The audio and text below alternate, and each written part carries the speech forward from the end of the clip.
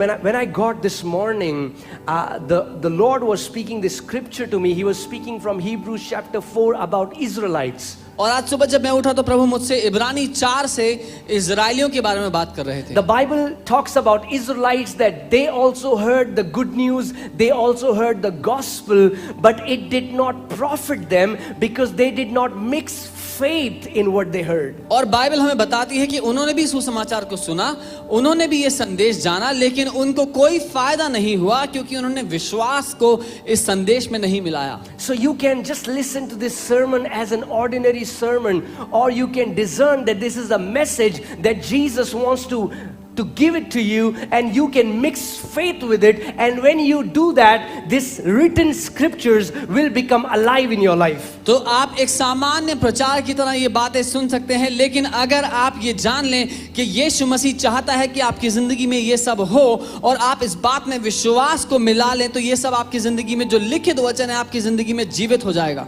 By the time this message would be over, you will be delivered from every kind of fear of death. जब तक ये संदेश समाप्त होगा आप हर तरह के मौत के भय से आजाद हो चुके होंगे.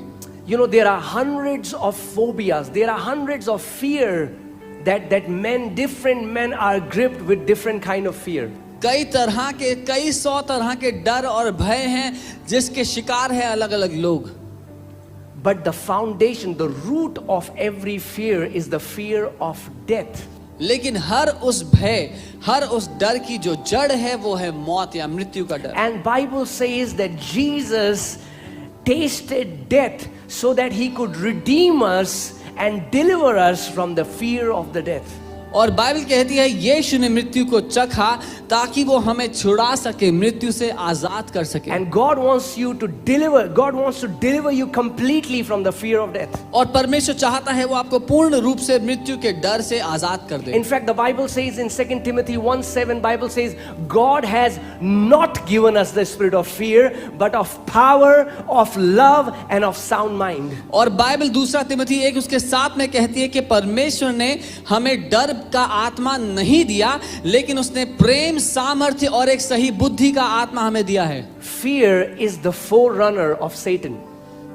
डर शैतान के आगे चलने वाली वो आत्मा है. Before Satan can do anything in anybody's life, what he does is he releases the spirit of fear into that person's life. इससे पहले कि शैतान किसी के जीवन के करीब भी आ पाए, वो पहले उस भय की आत्मा को उनके सामने भेजता है. And when a person embraces the fear, embraces that spirit begins to prophesy all the wrong things that the enemy wants to do in that person's life. और अगर कोई व्यक्ति उस भय की आत्मा से हाथ मिला ले, तो वो आत्मा सारी बुरी बातों की भविष्यवाणी उस व्यक्ति के जीवन में करने लग जाती है जो दुश्मन चाहता है कि उनके साथ हो. In fact, in the book of Job, Job says that all my fears have come upon me. और अगर आप अय्यूब की किताब में देखें तो वहां अय्यूब कहता है कि मेरे सारे डर मुझ पर आ पड़े हैं. Because fear is an earnest expectation that something wrong would happen to me or my family. क्योंकि डर एक ऐसी भावना है, एक ऐसी उम्मीद है कि कुछ बहुत बुरा या मेरे परिवार के साथ होने वाला है. And it's not just an emotion. The Bible tells us that there is a demonic spirit behind fear. और ये केवल एक भावना नहीं, इसके पीछे एक दुष्ट आत्मा भी है. But the Bible also says that God has not given us the spirit of fear, but God has given us His Holy Spirit. इसीलिए बाइबल कहती है परमेश्वर ने हमें डर और भय का आत्मा नहीं दिया, उसने हमें पवित्र आत्मा दिया है. And today, by the time this message gets over, you will be completely delivered from the spirit of fear. और आज जब तक ये संदेश समाप्त होगा, आप पूरी तरह डर और भय की आत्मा से आजाद हो चुके होंगे. The Bible says in book of Ephesians chapter 6 verses 16 that faith is a shield. इफिसियों 6 उसके 16 में बाइबल कहती है विश्वास एक ढाल है. And with the shield, the Bible commands us that we need to use that shield to quench all the fiery darts of the enemy. और उस ढाल का इस्तेमाल करके बाइबल हमें कहती है कि दुश्मन के सारे तीरों को नाश करो. So it's time to walk in faith like never before. इसलिए ये वो समय है कि हम विश्वास में ऐसे चले जैसे आज तक ना चले हों. The Bible says just shall live by faith. Bible कहती है धर्मी जन विश्वास से जिंदा रहेंगे. And I believe that time has come.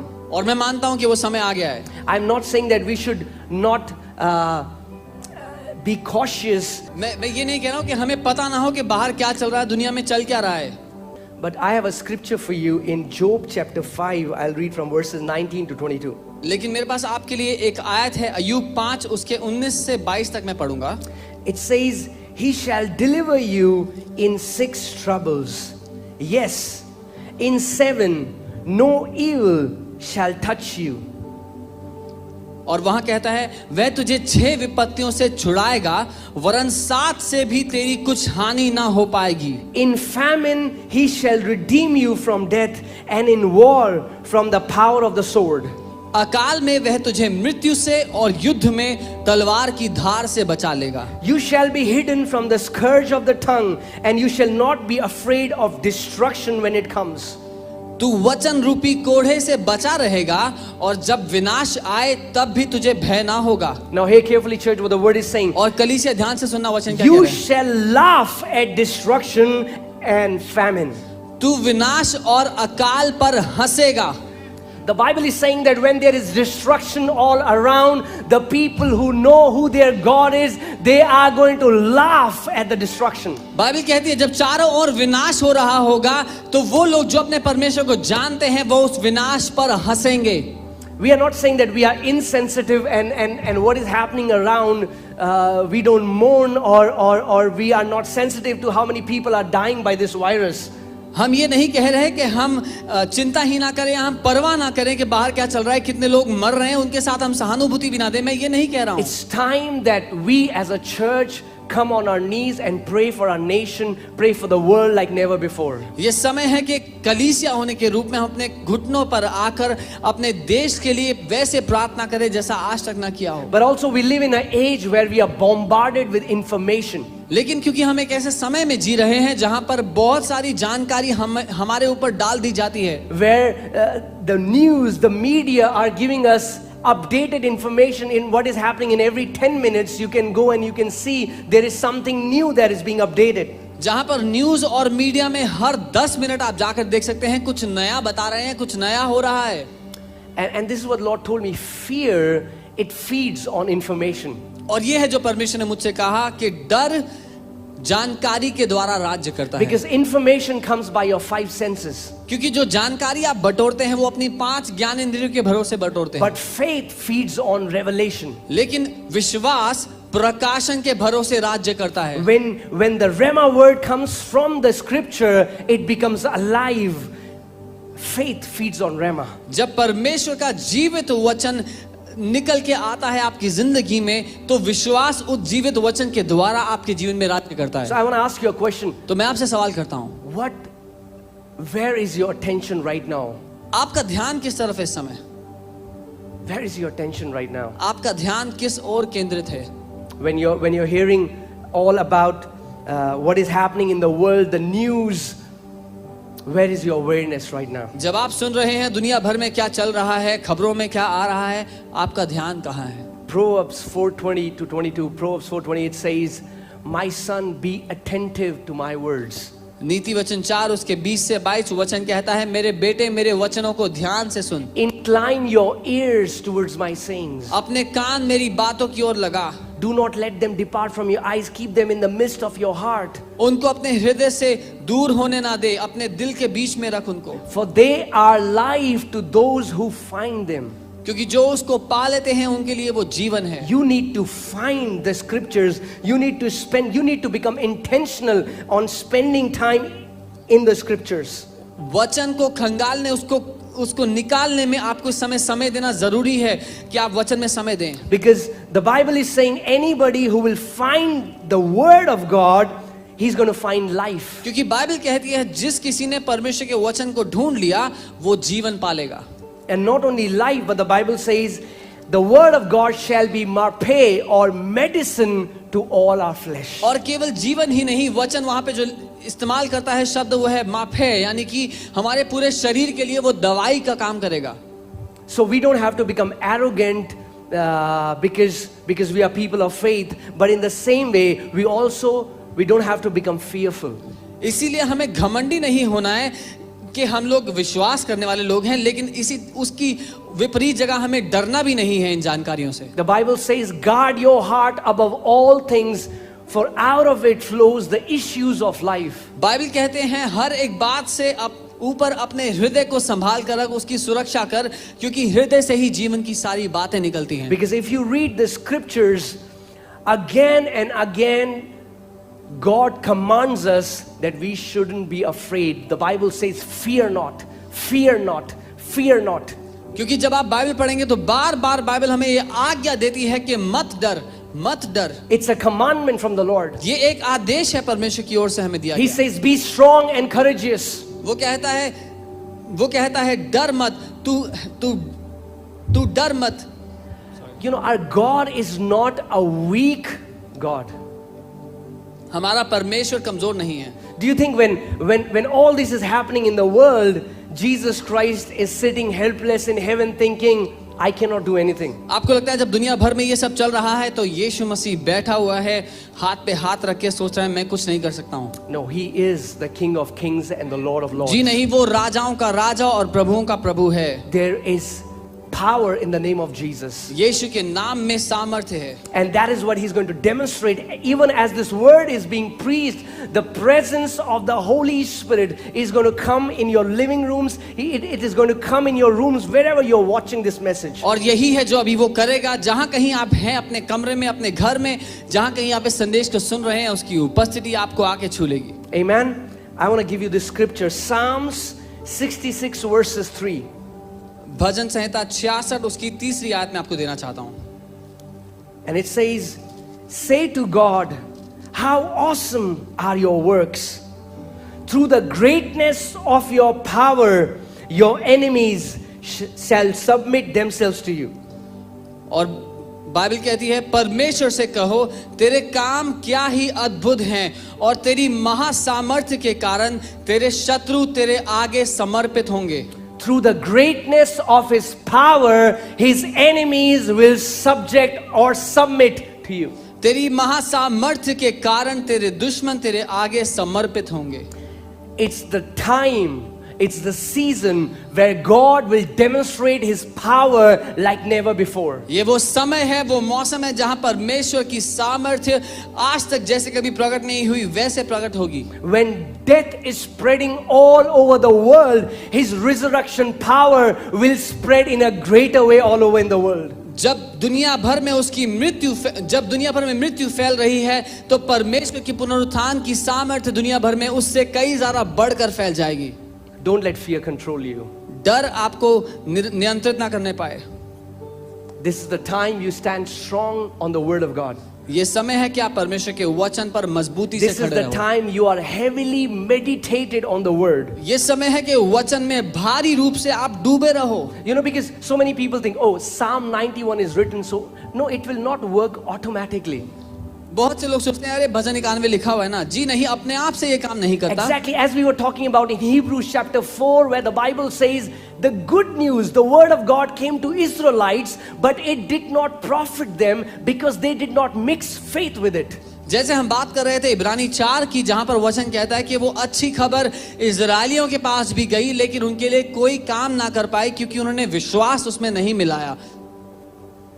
It's time that we start mixing faith with the scriptures. We start proclaiming the scriptures. We start believing every word that comes out from our mouth will come to pass. इसीलिए ये समय है कि हम परमेश्वर के वचन में अपने विश्वास को मिलाना शुरू कर दें, उसकी घोषणा करें और ये विश्वास करें, ये मान लें कि जो कुछ हम कह रहे हैं वो होगा हमारे साथ। The Bible says that at the name of Jesus, every knee shall bow. The name of Jesus is above every name. Bible कहती है यीशु के नाम पर हर एक नाम घुटना टेकेगा। यीशु का नाम हर एक नाम से ऊंचा है। The name of Jesus is greater than the name of Corona.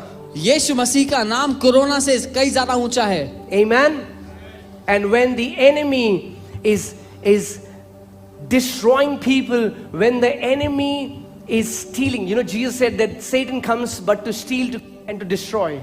और जब दुश्मन लोगों को नाश कर रहा है, उनके जीवनों में हत्या कर रहा है, बाइबल कहती है, यीशु ने कहा कि दुश्मन चोरी करने, हत्या करने और नाश करने आता है। I believe with all my heart that this is the time the church is going to witness the greatest power of God what we have ever heard or ever witnessed. और मैं जानता हूं कि ये वो समय है कि कलीसिया परमेश्वर की ऐसी अद्भुत सामर्थ्य का अनुभव करने वाली है जो हमने आज तक नहीं की। So arise and shine. इसीलिए उठो और प्रकाशमान हो। The Bible says when it will be darkness in the world, that is the time when the glory of the Lord will arise upon his body. और बाइबल कहती है जब दुनिया में अंधेर होगा, अंधकार होगा, ये वो समय है जब उसकी देह, उसकी कलीसिया प्रकाशमान होगी। It's the time when the church has to learn to walk in absolute dominion. और ये समय है जब कलीसिया को सीखना है अखंड प्रभुता में कैसे जीना है। You know, today I was just reading about this, meditating this scripture.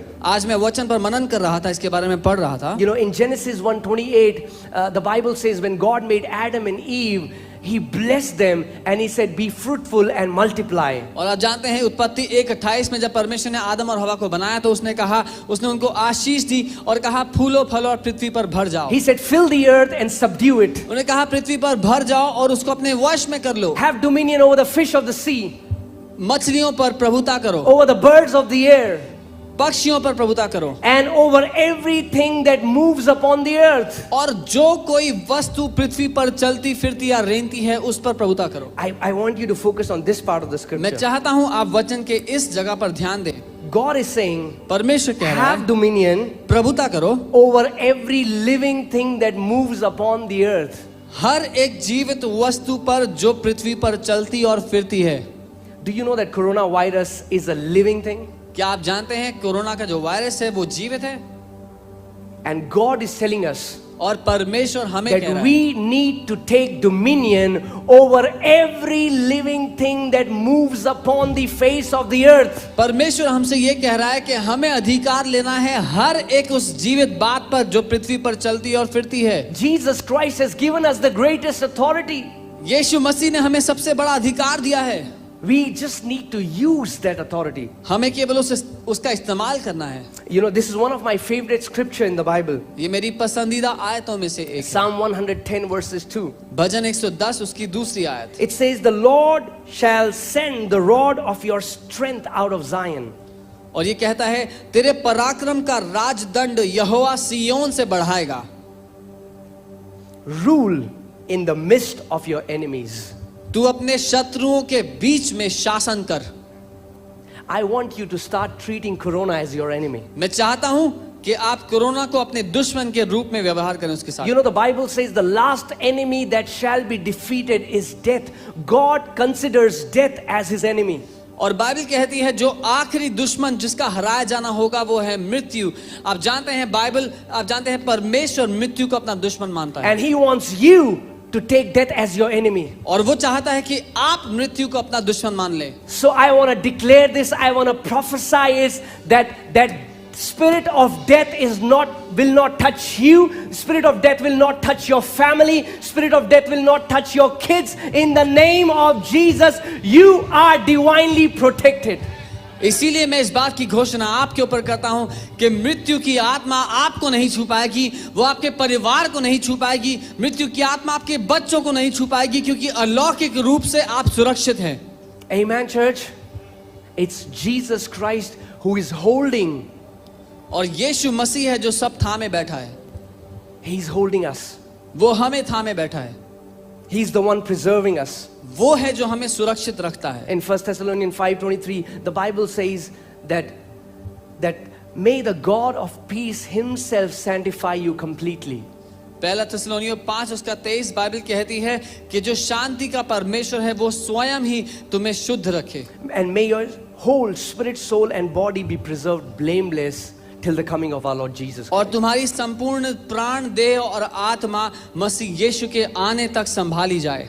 I want to tell you that you are divinely protected. मैं आपको बता देना चाहता हूं कि अलौकिक रूप से आप सुरक्षित हैं।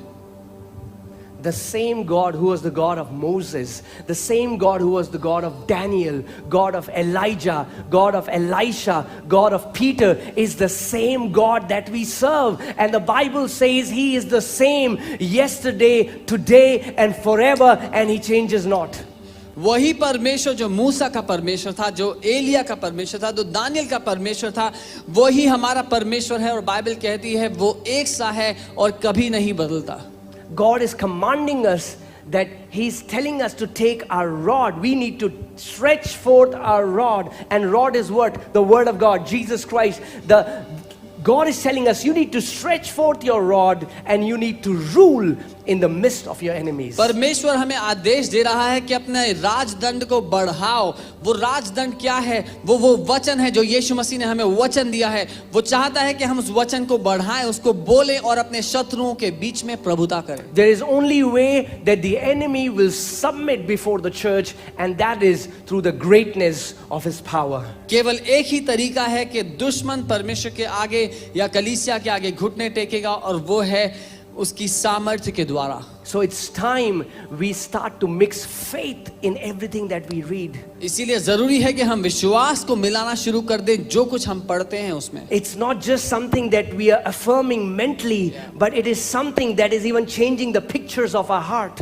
ये कुछ ऐसा नहीं जो केवल हम मानसिक रूप से कहते हैं, लेकिन ये वो है जो हमारे अंदर, हमारे हृदय में जो तस्वीरें हैं उसको भी बदल देता है। Amen. You know, so many people, when they hear news like that, the pictures in their heart begins to change. बहुत से लोग जब वो ऐसी खबरों को सुनते हैं तो उनके अंदर, उनके हृदय में जो तस्वीरें हैं वो बदलने लगती हैं। They start seeing death. They start seeing destruction. They start seeing their businesses going down. They start seeing that they will not have money to survive. The news, the information outside starts to change the image in their heart. वो जो खबर वो बाहर से सुनते हैं उसके कारण उनके हृदय के अंदर जो तस्वीर है वो बदलने लगती है। वो मृत्यु को, नाश को, हानि को, वो कमी को अपने जीवन में, अपने व्यवसाय, अपनी हर एक बात में देखने लगते हैं।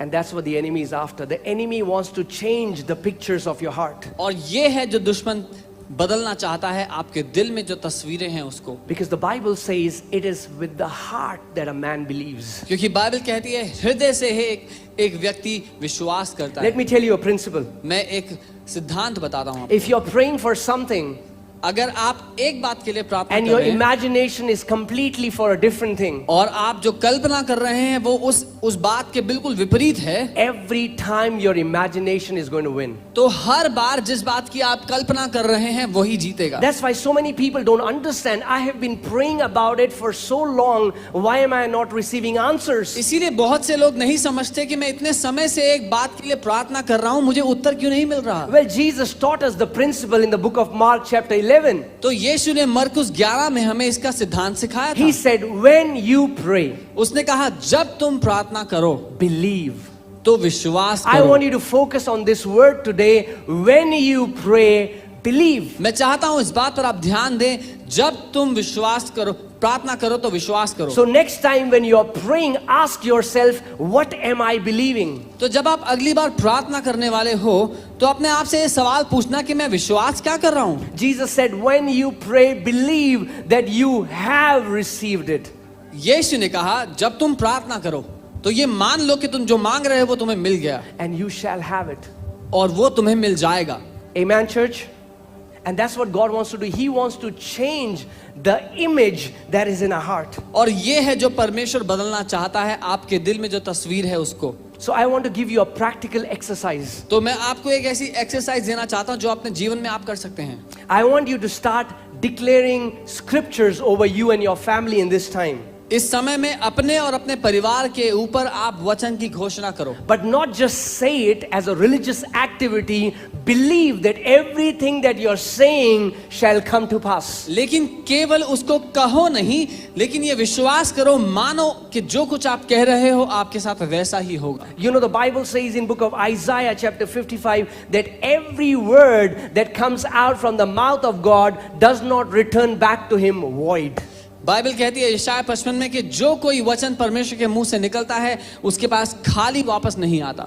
And it's time that we as the body of Christ, we as the mouthpiece of God, we start to declare the word of God over the atmosphere. और ये समय है परमेश्वर यीशु मसीह की देह होने के नाते, उसका मुंह होने के नाते हम वातावरण में परमेश्वर के वचन की घोषणा करें। The Bible says that life and death are in the power of tongue. Bible कहती है जीवन और मृत्यु जीभ के बस में है। So many people have started confessing, if I get corona, I'm going to die. बहुत से लोग ये बातें कहने लगे कि अगर मुझे कोरोना हो गया तो मैं मर जाऊंगा। I want you to realize and observe what is coming out from your mouth in this time. मैं चाहता हूं कि आप ध्यान दें और देखें इस समय में आपके मुंह से क्या बाहर आता है।